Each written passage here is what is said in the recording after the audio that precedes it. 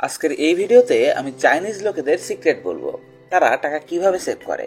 আশ্চর্য করার মতো বিষয় যে চায়নাতে গ্রোস সেভিং রেট 46%, মানে প্রতি 100 টাকায় চাইনিজরা 46 টাকা করে সঞ্চয় করে, যা তারা কামাচ্ছে।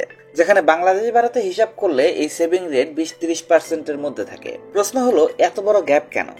চাইনিজরা টাকা সঞ্চয় করার ব্যাপারে এত ভালো কিভাবে হলো? সর্বপ্রথম কারণটি হলো কালচারাল কজ। আমাদের এখানে সবসময় সেলস, ডিসকাউন্ট আর ফ্রি জিনিসের অপশন দিয়ে মানুষদের আকৃষ্ট করা হয়। এর সাথেই আমাদের পাড়া প্রতিবেশী, আত্মীয় স্বজনরা কি করছে তার প্রেশারও আমাদের উপর থাকে। যেমন প্রতিবেশী কেউ 10 লাখ টাকা দিয়ে গাড়ি কিনলে আমাদেরও সেটার সাথে মেনটেন করা চাই। কিন্তু চায়নাতে সবকিছু আলাদা। সেখানে বেশি গুরুত্ব দেওয়া হয় টাকা সঞ্চয় করাকে। এই ভিডিওটিতে আমি আপনাদের জাস্টিন লে এর বই Chinese way of wealth and prosperity থেকে বলবো চাইনিজ মানুষেরা কিভাবে এত সেভিং করে। তবে সর্বপ্রথম আসুন জানার চেষ্টা করি চাইনিজরা টাকাকে কেন এত গুরুত্ব দেয়। যদি আপনি সরাসরি সিক্রেট গুলোই জানতে চান তবে ভিডিওর ডেসক্রিপশনে পয়েন্টগুলো চ্যাপ্টার ওয়াইজ দেওয়া আছে, কিন্তু আমার পরামর্শ হলো আপনি শেষ পর্যন্ত দেখুন পুরো ভিডিওটি। এখানে অনেক কিছু শিখতে পারবেন। Secret number 1, the meaning of money in Chinese culture.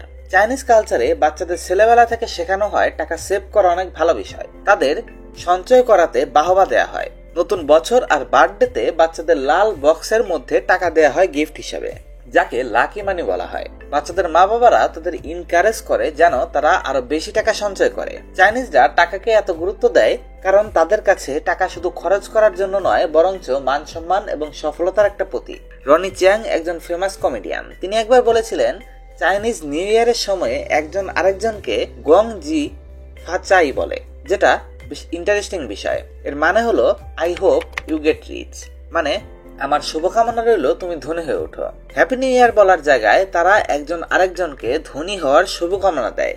এটা শুনতে মজার হতে পারে, কিন্তু এটা বাস্তব। চাইনিজ কালচারে যদি কারো কাছে টাকা থাকে তবে তাকে সফল হিসাবে ধরা হয়, আর সফলতা একজন ব্যক্তির শুধু ইমেজই নয়, বরঞ্চ তার সোশ্যাল স্ট্যাটাসকেও বাড়িয়ে দেয়।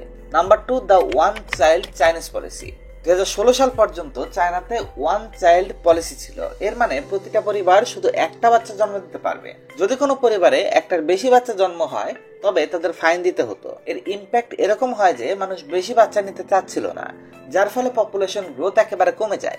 আরো একটা বিষয় হলো, অনেক মানুষই ছেলে বাচ্চা প্রেফার করত। চায়নাতে একজন ছেলে তার ফ্যামিলির নাম এবং প্রপার্টি রক্ষা করতে বেশি পারদর্শী হয়। এজন্য সেক্স সিলেক্টিভ অ্যাবর্শন প্রতিনিয়ত বাড়তে থাকে। দেখা যায় ছেলে পপুলেশনের থেকে মেয়েদের সংখ্যা অনেক কমে যায়। একটা সময় জনসংখ্যার রেশিওটা 122 জন ছেলে এবং 100 জন মেয়ে হয়ে যায়। এটার ইম্প্যাক্ট এমন ছিল যে ছেলেরা তাদের ভ্যালু বাড়ানোর জন্য বেশি টাকা কামানোর ব্যাপারে ফোকাস করতে থাকে আর বেশি করে সঞ্চয় করতে থাকে। কারণ মেয়ের সংখ্যা কম, বিয়ে ওই ছেলেই করতে পারবে যার কাছে বেশি সঞ্চয় আছে, যে বেশি টাকা রোজগার করছে। যেহেতু লোকজন শুধু একটা করেই বাচ্চা জন্ম দিচ্ছিল, এজন্য পরিবারেও টাকার খরচ কম হচ্ছিল আর তাদের সঞ্চয় বেশি হচ্ছিল, কারণ তাদের বেশি বাচ্চা পালতে হচ্ছিল না। Number 3, lack of retirement plan. চায়নাতে কোনো রিটায়ারমেন্ট স্কিম নেই বাংলাদেশ বা ভারতের মতো। সেখানে পেনশন স্কিম রয়েছে, কিন্তু অনেক মানুষ এই সিস্টেমের উপর ভরসা করে না। লোকজন বিশ্বাস করে যতদিনে তারা রিটায়ার করবে ততদিনে হয়তোবা এই সিস্টেমই থাকবে না। এজন্য চাইনিজ মানুষেরা নিজেদের হেলথ কেয়ার, এডুকেশন এবং রিটায়ারমেন্টের ব্যাপারে নিজেরা অনেক বেশি সচেতন। এটাও আরো একটা কারণ যার জন্য তারা ভবিষ্যতের কথা ভেবে আরো বেশি সঞ্চয় করে। Number 4, secret to Chinese saving. এবারে আসি আসল পয়েন্টে, চাইনিজরা কিভাবে এত সঞ্চয় করে। সিক্রেটটি অনেকটা এরকম, চাইনিজরা তাদের প্রতিটা টাকার হিসাব রাখে, মানে তারা জানে তাদের টাকাটা কোথায় খরচ হচ্ছে। সেখানে একটা বাজেটিং সিস্টেম আছে যা তাদের সাহায্য করে। এই সিস্টেমটিকে বলা হয় zero base budgeting. Zero base budgeting সিস্টেমটির মতলব হলো লোকেরা তাদের বাজেটকে প্রতিটা পার্টে আলাদা করে এবং এমন ভাবে হিসাব করে যাতে মাস শেষে ব্যালেন্স জিরো হয়ে যায়, মানে আপনার income minus expense equal to zero. যদি আপনি 1 লাখ টাকা মাসে কামান তবে আপনার ভাড়া, থাকা, খাওয়া সমস্ত খরচ এবং প্রয়োজনীয় সমস্ত কিছুর জন্য বাজেট আলাদা আলাদা ভাবে বানাতে হবে এই নিয়মে। এরপর আপনাকে আপনার সঞ্চয়, ইমার্জেন্সি ফান্ড, স্টুডেন্ট লোন এবং এই সমস্ত বিষয়গুলোরও বাজেট রেডি করতে হবে। আপনি দেখবেন বাজেটিং এর পর মাস শেষে আপনার কাছে জিরো বাজবে, মানে খরচ করার পর টাকা শেষ হয়ে যাবে, সঞ্চয়ের টাকা সেভ হয়ে যাবে অটোমেটিক্যালি। সেভিং এবং ইমার্জেন্সি ফান্ডে চলে যাবে সঞ্চয়ের টাকা। Number 5, living on less. Chinese মানুষেরা নিজেদের ইনকামের অনেক ছোট অংশ খরচ করে, কারণ তাদের একটা সিম্পল প্রিন্সিপাল হলো যত কম খরচ করতে পারো করো, যেন কখনো না খেয়ে থাকতে না হয়। যেটা অনেক পাওয়ারফুল একটা মাইন্ডসেট যা চাইনিজরা হাজার হাজার বছর ধরে ব্যবহার করে আসছে। কিন্তু আপনি যদি ওয়েলথ বিল্ড করতে চান, তবে এই প্রিন্সিপাল সবসময় কাজ করে না, কারণ আপনি সবসময় টাকা সঞ্চয় করছেন।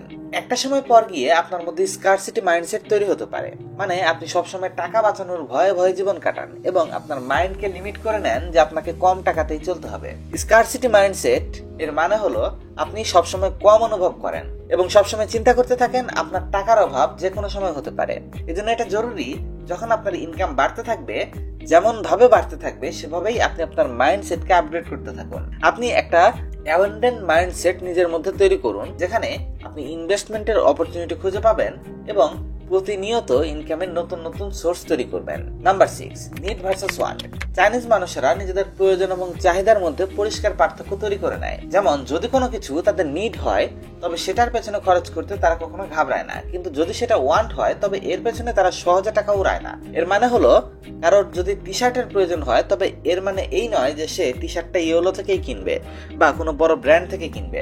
এটা জরুরি নয় যে আপনি আপনার সমস্ত প্রয়োজনগুলো লাক্সারির মাধ্যমেই পূরণ করবেন।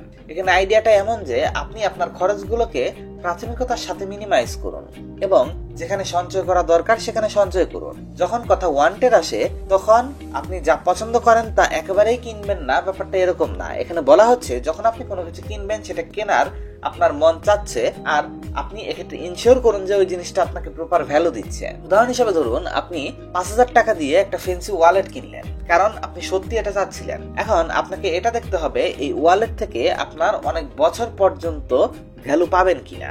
সাপোজ আপনি ডিসাইড করলেন আপনি এই ওয়ালেটটা 5 বছর চালাবেন, এর মানে আপনি আপনার 5,000 টাকাকে 5 বছরের মধ্যে ভাগ করে দিলেন। এক্ষেত্রে আপনার এই ওয়ালেটটা প্রতিদিন ব্যবহারের ফলে 3 টাকা করে খরচ পড়ছে, যেটা একটা রিজনেবল এবং স্মার্ট খরচা, কারণ এটা আপনার লাইফ স্টাইলের ভ্যালুকে বাড়াবে। টাকা খরচ করা পেছানো সম্ভব নয়, প্রত্যেকেরই কিছু না কিছু কিনতেই থাকতে হয়, কিন্তু শিক্ষা হলো আপনি আপনার বেশিরভাগ ডিসিশনের ক্ষেত্রে রিজনেবল এবং ফ্রুগাল থাকুন। যে কোনো প্রয়োজনগুলোর মধ্যে সেভ করুন এবং যেগুলো আপনার শখ সেগুলোতে ভ্যালু খুঁজুন। Number 7, eating at home. চাইনিজরা নিজেদের খরচকে কন্ট্রোল করার জন্য বাইরে অনেক কম খায়, তারা বেশিরভাগ সময় বাড়ির খাবার খায়। আসলে যখন আমরা বাইরে খাওয়ার অভ্যাস করি, তখন আমরা অনেক বেশি টাকা খরচ করে ফেলি। আমাদের বাংলাদেশ ইন্ডিয়ার কালচারেও শুধুমাত্র স্পেশাল অকেশনে আমরা বাইরে খেয়ে থাকি। বেশিরভাগ ক্ষেত্রে সোশ্যালাইজিং এর জন্য আমরা বাড়িতেই লাঞ্চ এবং ডিনার করার ব্যবস্থা করি, বন্ধু বান্ধব এবং ফ্যামিলিকে ডাকি। এটা না তো শুধু টাকা বাঁচানোর একটা তরিকা, বরঞ্চ ফ্যামিলি বন্ডিং এরও একটা তরিকা। বাইরে খাওয়া চাইনিজদের জন্য একটা লাক্সারি, যা শুধু স্পেশাল অকেশনেই তারা খায়। এক্ষেত্রে চাইনিজদের মতো যদি আপনি আপনার বাজেটকে কন্ট্রোলে রাখতে চান, তবে বাড়ির খাবার খাওয়ার অভ্যাস গড়ে তুলুন। আমি বিশ্বাস করি যে চাইনিজ সেভিংস এর এই 7টি টিপস আপনাকে হেল্প করবে টাকা সঞ্চয় করতে। এই টিপসগুলো যদি কার্যকরী বলে মনে হয়, তবে কমেন্ট করুন। এখন আমি যদি পুরো ভিডিওটাকে সামারাইজ করার চেষ্টা করি, তবে দেখুন, চাইনিজ কালচারে যদি কারো কাছে টাকা থাকে, তবে তাকে সম্মান করা হয়। সফলতা শুধু একজন ধনী ব্যক্তির ইমেজই নয়, বরঞ্চ তার সোশ্যাল স্ট্যাটাসকেও বৃদ্ধি করে।